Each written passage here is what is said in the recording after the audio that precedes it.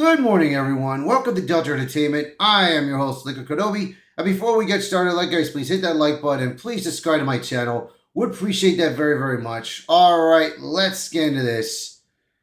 John Boyega opens up on correcting Star Wars lore on set and Finn the Jedi arc that never happened despite complicated history within the fandom. So, John Boyega, you remember him. He played the character Finn. And to me, I liked the character. I liked it, Finn. I liked it, him. And in the beginning of the movie, I thought, in the Force Awakens, I thought for a minute there he was going to be a Jedi, and wow. But during the movie, I saw that they were focusing it on Rey being the Jedi and not Finn. So I was like, oh well, but it happens. But I mean, it would have been great to see him as a Jedi. It would have been great because I mean, we've seen Mace Windu become a Jedi. And it was great. So I mean, I don't know why they couldn't put him as a Jedi. But there were many races that were being Jedis also, instead of white people and black people. But hey, anyways, John Boyega, he attacked it. He did not like what Disney was doing, but not only that, he attacked it, the fans also and everything. And now this. I mean, I don't know what John's doing. It's just that ever since Star Wars has not been doing well, he has been doing so little for himself, and it's not been good. It's not been good. But let's take a read at what's he been up to. John Boyega's Star Wars relationship has never been simple.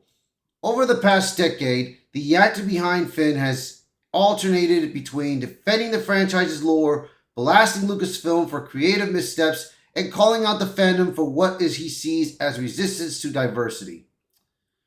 Now in a new Variety interview and conversation appearance, Boyega has revealed fresh details about his time in the sequel trilogy. Details that reignite debates about what Finn's story was supposed to be and how it ultimately played out. Correcting Abrams on the fly now. On They Fly Now. In Variety's piece, Boyega describes stepping in to make sure the galaxy far, far away stayed eternally consistent, even when that meant contradicting dialogue in the script. He singled out a moment in the Rise of Skywalker when Poe Dameron shouts, "They fly now?" upon seeing First Order jet troopers. I was the person on the set correcting stuff, like the flying jet troopers that we had in the Rise of Skywalker. Poe had been seeing they fly now, and I thought they had seen the flying jet troopers from the animated Clone Wars, which that is true. I play the games on Battlefront, and I have a robust relationship with the whole Star Wars stuff. Of course, despite Boyega's lore-accurate objection, Abrams was seemingly underrated, undeterred, as a line made it into the final film. Even so, this is an anecdote that paints Boyega as a genuine fan of the saga, a performer willing to push back on canon slips because he knows the material. For longtime fans frustrated with how the sequels handled continuity, hearing that a lead actor was fighting for accuracy offers a rare bit of reassurance. Of course, Boyega and the fans don't have that kind of warm, fuzzy relationship, and that mostly comes from the actor's own actions. More on that in a bit. I thought they Obi-Wan and Darth Vader'd us. Boyega didn't stop at behind-the-scenes lore notes. Speaking at the Fan Expo Boston, he revealed that when he first read the Force Awakens script, he thought Finn was destined for a much larger role in the mythos, one that would put him on equal footing with Rey. I think I assumed he was Force sensitive from The Force Awakens. I thought they were planning dual Jedis. I actually thought they would Obi-Wan and Darth Vader us a bit, that we would turn against each other or something along those lines. This wasn't just idle speculation. The early marketing for The Force Awakens featured Finn with a lightsaber, fueling fan theories that he would be a central Jedi figure. Boyega himself believed those hints were pointing toward a rivalry or tragic split. mirroring the classic prequel duel between Obi-Wan and Anakin Skywalker. But as the trilogy unfolded, Finn's potential as a force-sensitive hero was reduced to background nods and offhand remarks. Those early promotional images proved to be another J.J. Abrams "I'm so much smarter than the audience" baited switch. Yeah, that's what it was. I mean, I was hoping to see Finn as a Jedi. I was hoping for that to happen, but of course, I mean, when I saw Rey and her journey, what they were doing in The Force Awakens, I knew right there that nope, Finn's not gonna be a Jedi. I tell you, man, I mean, I just wish they. By the time Rise of Skywalker rolled out around, and he was back in supporting role, running and shouting rather than taking center stage in the Force-focused storyline. From defender of lore to critics of fans,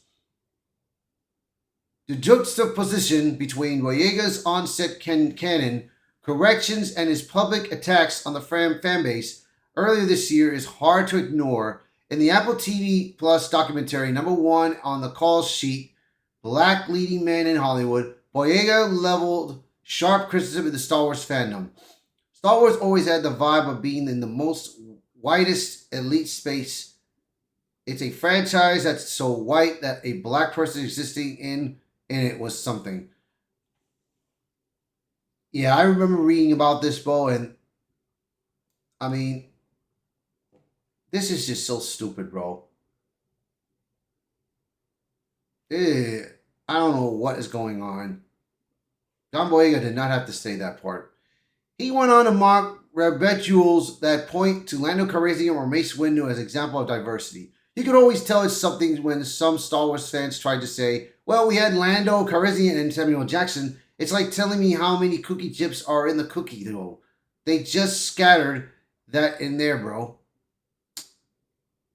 It's part. They're part of the story, you dummy. They were part of the story. They're okay with us playing with the best friend, but once we touch their heroes, once we lead, once we trailblaze, it's like, oh my god, it's just a bit too much. They're pandering.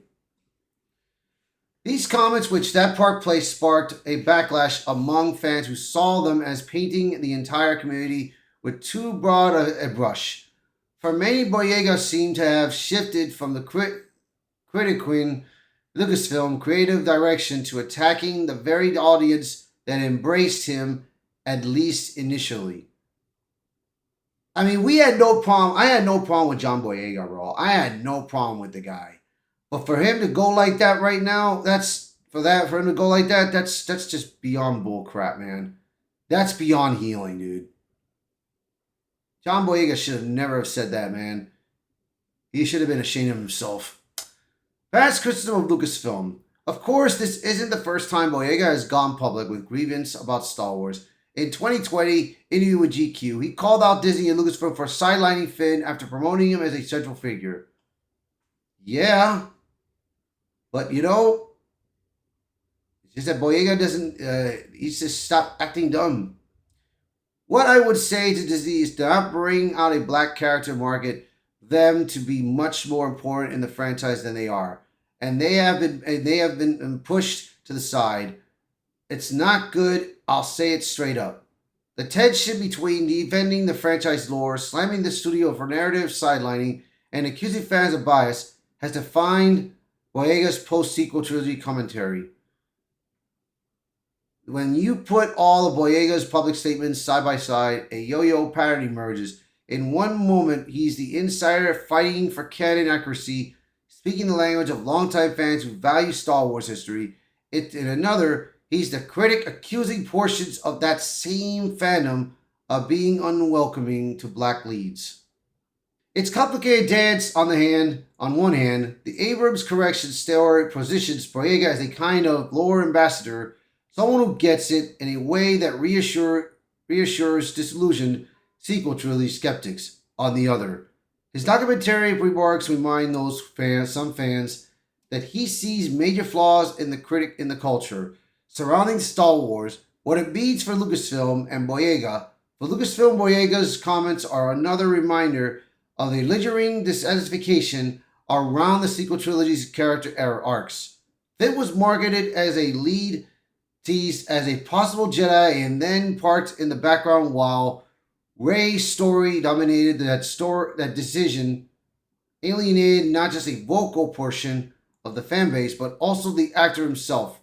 Something Boyega has never been shy about pointing out. Whether his recent turn toward discussion lore accuracy signals an effort to rebuild bridges with fans, or perhaps reopen the dialogue with Lucasfilm, and anyone's guess, but it's clear Boyega is still deeply engaged with Star Wars, both as an actor and a consumer of its expanding universe. The relationship's still in flux. Boyega's latest round on Star Wars commentary isn't just about one anecdote or one disappointment. It's a mosaic of behind-the-scenes loyalty to canon, dashed hopes for a more ambitious character arc, and willingness to call out both the studio and the fans. Like I said, bro, I mean, John Boyega, he was in two different sides, man, and I mean, he taxed Lucasfilm and Disney for sidelining him. Then he taxed the fans for the diversity nonsense. I mean, which is it, dude? Which side are you on, Boyega? Right now, he's got himself in a little deep end, bro. He's got himself in a real tight end, bro. But I don't know what's going to happen with him in the future, bro, because right now, things are not looking good for him. Imagine if it's surprising they decide to bring him back, bro. That'll be a shocker. But you guys let me know in the comments, what do you guys think of this, bro? Do you think Lucasfilm will probably bring John Boyega back? Or do you think John Boyega will give them the finger? You'll let me know in the comments below. So please, by all means, share this video, post a comment below, let me know your thoughts. And as always, thank you so much for watching this video. Thank you for being part of the channel. And I hope to see you guys until next time. Bye, everyone.